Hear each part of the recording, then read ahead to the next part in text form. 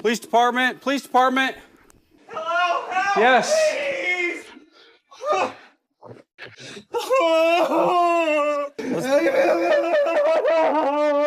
This is 37-year-old Jimmy Allen. Jimmy just discovered his wife's body in the basement of their Michigan home. 18 minutes earlier, he placed this 911 call. Okay, what's going on there? She's in the basement. Somebody call. Hold her up. I tried to give her CPR.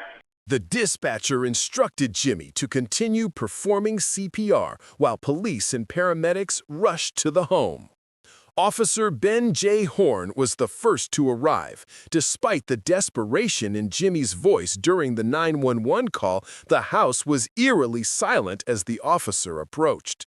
But as soon as he announced his presence, Jimmy began crying out for help. Jimmy was found in the basement, sitting beside the unresponsive body of his wife, Amy, sobbing as he continued CPR. Officer Ben J. Horn said, "How long has she been like this?" Jimmy said, "It can't be more than about 20 minutes." Strangely, Amy showed no obvious injuries except for a faint mark near her neck.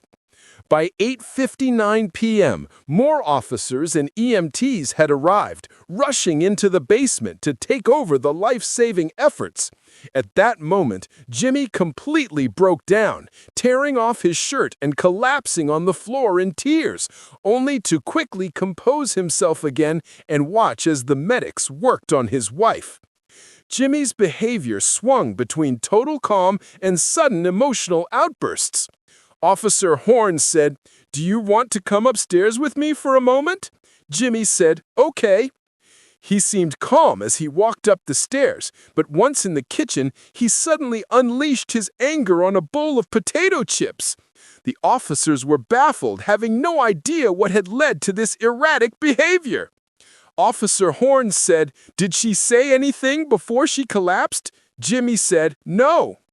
Then Jimmy gave a quick summary of the night. Around 6:30 p.m., he and Amy had dropped their daughter and her friend off at a high school football game, then headed downtown for drinks. At the bar, an argument broke out. Amy decided to walk home while Jimmy drove back alone. When Amy returned, the argument continued. Jimmy left her alone to cool off and went upstairs to watch the Jim Carrey film Ace Ventura. Later, when it was time to pick up their daughter, he decided to check on Amy again. Jimmy said, "I was irritated and I didn't hear anything from her, so I went back down to the basement to check." Officer Horn said, "Does Amy have any medical history or prior issues?" Jimmy said, "Never, nothing at all." The officers found it strange that Amy could suddenly be in such a state, but no one seemed more shocked than Jimmy himself. Jimmy said, "I literally just hope I wake up from this nightmare." But for Jimmy, this was a nightmare he would not wake from. Suddenly, one of the paramedics emerged from the basement, carrying a glimmer of hope. One of the paramedics remarked, "She's fighting." The emergency team had managed to restore a faint pulse in Amy, proof that she was still clinging to life. But instead of relief, Jimmy appeared frustrated by the news. His reaction immediately raised red flags for the officers on scene. He left the room briefly to change his shirt, then returned and called his daughter, Ashley. "There's an emergency. Don't go anywhere. I'll talk to you later." Jimmy didn't want to alarm her, so he kept his composure and avoided details. Moments later, however, he phoned his parents, sobbing. I don't know what to do, Mom. This is terrible. I need to talk to the police." Yet the officer watching him noticed something strange. Jimmy's face was completely dry, without a single tear. They decided to have him wait outside, away from the crime scene. Soon after, Amy was placed on a stretcher and rushed to ProMedica Herrick Hospital, just 2 minutes away. With the medics finished in the basement, the officers returned to examine the scene. In the silence, they noticed something odd. The basement ceiling was unusually low, barely 7 feet high, while Amy herself stood 5'6". The detail made them question the plausibility of Jimmy's story. Still, they chose not to jump to conclusions and closed the investigation for the night. The following morning, Officer Horn and his partner returned to the Allen residence to question Jimmy again, hoping to piece together the events of the previous day. According to Jimmy, the day had begun on a cheerful note. The family made breakfast together and got Ashley ready for school. At 7:30 a.m., Jimmy left for work, Ashley went to school, and Amy stayed home. Jimmy returned early, around 12:30 p.m., and took a nap. At 2:45, school was over, and Amy picked up Ashley and her friend Kayla. She later prepared dinner, and by 6:30, the family drove the girls to a football game. Afterwards, Jimmy and Amy decided to head downtown for drinks. They visited Ember's Bar and Grill, then JR's Hometown Grill and Pub. Surveillance footage confirmed their presence. But while sitting together, Jimmy raised the idea of selling their house and moving south. Amy, who had never been fond of the move to Michigan just a year earlier, dismissed the idea, focusing on her phone. She told him more than once, "That's not going to work." Jimmy felt insulted. "What do you mean? We're talking about our life together." Amy replied coldly, "I hope it works out for you." The remarks sparked a heated argument. By the time they left the bar, tension was at its peak. Amy chose to walk home while Jimmy drove alone. Surveillance cameras captured Amy walking in the direction of their house. She arrived at 7:58 p.m., grabbed an extension cord, and went down to the basement. At 8:05, Jimmy followed her. "What are you doing down here?" Amy was still angry about the door he had let slam in her face at the bar. Jimmy insisted it was an accident, but she didn't believe him. The insults escalated, and the two argued for nearly 10 minutes before Jimmy left her in the basement and went upstairs. Roughly 25 minutes later, at 8:40, Jimmy remembered it was time to pick up Ashley from the game. But before leaving, he decided to return to the basement to try and make peace with Amy. Jimmy told the officer he never imagined something like this could happen. He insisted their life was healthy. Regular workouts, rock climbing 3 times a week in Ann Arbor, home-cooked meals, and vegetables grown in their backyard. He added that he held the best job of his career, with a strong income, while Amy was a stay-at-home mom who looked after their 5 cats, the pool, and their daughter's sports and activities. The officers asked for permission to conduct a more thorough search of the home, and Jimmy agreed. With the help of his cat, Louie, they combed through every room looking for clues. They didn't find anything decisive, but they did collect several of Amy's belongings, including her phone and computer. Next, Officer Horn spoke with Ashley, Jimmy and Amy's daughter. She was visibly shaken, but the detectives needed to know if there was any history of violence between their parents. "Were your mom and dad fighting at all yesterday?" "No. Everything was normal when I left." "Is there any history of fighting or arguing?" "Never." Ashley explained that her mother was introverted, but emotionally stable. The interview yielded little, until Amy's family arrived at the police station with a wealth of information. They revealed that Amy had a son, Caleb, in 1997 when she was just 13. Her parents cared for him while he finished high school in Ocala, Florida. By the end of high school, she began dating Jimmy, who had no issue becoming a father figure to Caleb. At 19, Amy gave birth to Ashley, and from then on, she stayed home to raise the children while Jimmy worked. According to Amy's family, this wasn't her choice. It was the result of Jimmy's controlling behavior. He monitored nearly every aspect of family life, social media activity, meals, even the children's conduct, and he disciplined them harshly at times. When Amy stood up to him, her opinion didn't seem to matter. Whatever Jimmy wanted, Jimmy got. When Caleb turned 17, he left to live with his grandparents. Jimmy retaliated by forbidding Amy from speaking to her family, including his son. The last time Caleb saw his mother was at his high school graduation a year before the incident. Together, these accounts painted a bleak picture of Jimmy, controlling and possibly violent. It seemed reasonable to suspect he might have tried to kill his wife, but the police still needed to answer one central question. What was the motive? Before they could, tragic news arrived. On September 17, 2018, After 3 days unresponsive, Amy was removed from life support and pronounced dead. With a possible homicide now on their hands, investigators pressed forward. They examined Amy's cell phone and discovered messages revealing Jimmy's controlling behavior. He had been tracking her movements, texting her exact locations, and demanding explanations. Yet in her other conversations, Amy seemed completely normal. Then came a shocking discovery: an online affair with a man named George, a married East Coast resident. The relationship had lasted 3 years, and their messages were explicit. Even on the day of the incident, Amy was messaging George constantly, texting him while sitting beside Jimmy at the bar. At 5:07 p.m., George texted, "I wish we could be together right now." At 5:29 p.m., Amy replied, "I'm excited to see you again." A new theory emerged.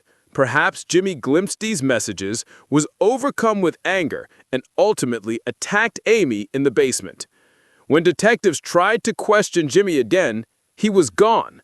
Days after the incident, he gathered Ashley and their 5 cats and returned to his hometown of Ocala, Florida.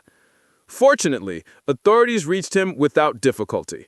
He said he would return to Michigan in a few weeks to collect some belongings. With the Tecumseh Police Department's limited resources, the Michigan State Police took over. Detective Larry Rothman was assigned to the case. A month after Amy's death, Rothman met Jimmy for a formal interview. During his time in Florida, Jimmy said he had reflected deeply and acknowledged his shortcomings. He said, "I was self-focused. I didn't pay attention to what was happening around me.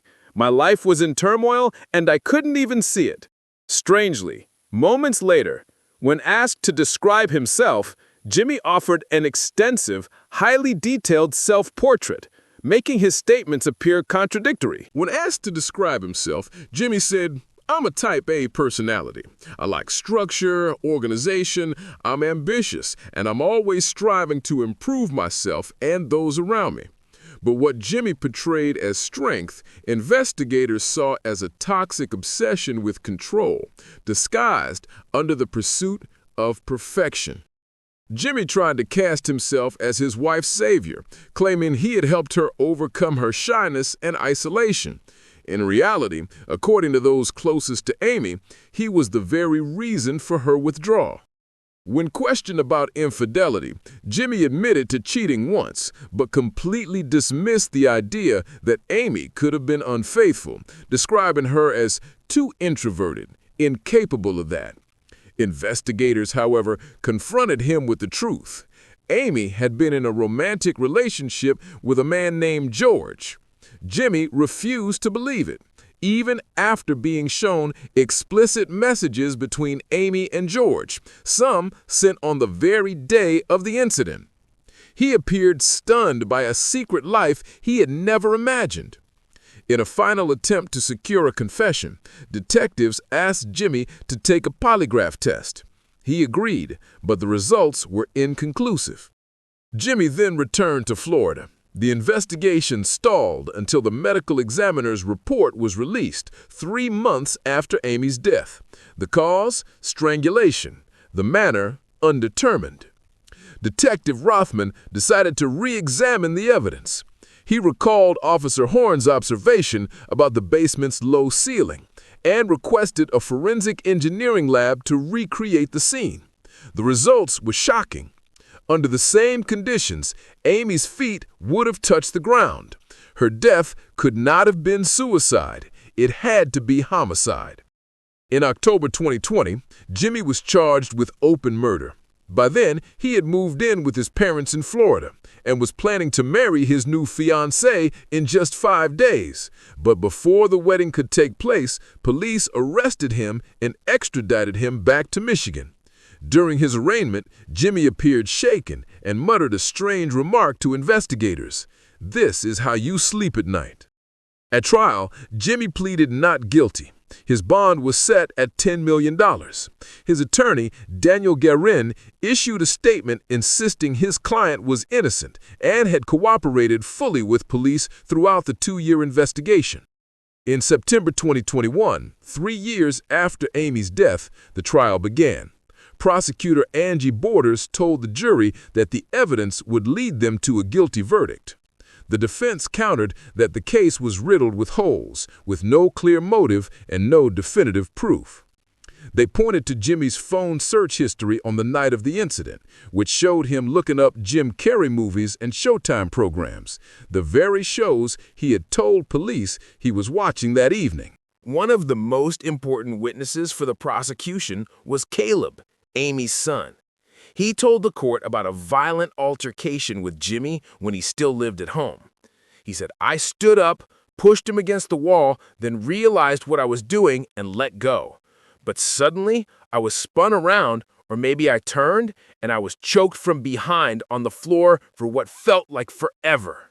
I was gasping for air, grabbing for anything, just trying to get away." This testimony suggested that Jimmy had a history of choking others when angry. If he was willing to choke Caleb, it was reasonable to believe he could have done the same to Amy. Other witnesses, including neighbors and first responders, testified that Jimmy's exaggerated reactions seemed staged. Even the body cam footage showed him sobbing uncontrollably one moment, then instantly regaining composure to answer officers' questions. Officer Horn also noted that Amy's injuries did not match Jimmy's story of a hanging. He said, "I didn't see any of the typical injuries I would expect in a hanging." A hospital staff member who treated Amy confirmed the same observation. The absence of external injuries was a red flag. Then came the surprise witness, George, the mysterious man Amy had been involved with. He admitted in court that they met online and later in person twice, once in a hotel. Their relationship was both emotional and physical, and they had been planning to meet again in October, just weeks after her death. Dr. Elizabeth Buck provided crucial scientific evidence. She conducted an experiment on the extension cord that Jimmy claimed Amy had used to hang herself. The result? An extension cord cannot support 140 pounds. This finding completely undermined Jimmy's version of events. The defense, in turn, called Jimmy's father, who testified that his son hadn't fled to Florida out of guilt, but because the family urged him to. He described Jimmy as broken, detached, and uninterested in anything. Jimmy's daughter Ashley also testified on his behalf, claiming her mother often drank excessively and became aggressive. But the hospital report showed Amy's blood alcohol content was only 0.09%, the equivalent of 2 or 3 drinks. The defense also brought in their own expert, Dr. Francisco Diaz, who argued that the lack of bleeding in the neck muscles, the absence of petechiae, and no defensive injuries suggested Amy's death was not caused by another person. In closing arguments, the defense insisted the case was built on speculation, pointing out that Jimmy bore no defensive marks on his body. They argued that Amy's relationship with George was nothing more than a fantasy, an escape from her isolated life. But the prosecution maintained that all the evidence pointed to one conclusion: Jimmy strangled his wife in the basement. After 6 hours of deliberation, the jury returned its verdict: guilty of second-degree murder. On October 21, 2021, Jimmy was sentenced to 20 to 45 years in the Michigan Department of Corrections. He is currently serving his sentence at the St. Louis Correctional Facility and will not be eligible for parole until the year 2040.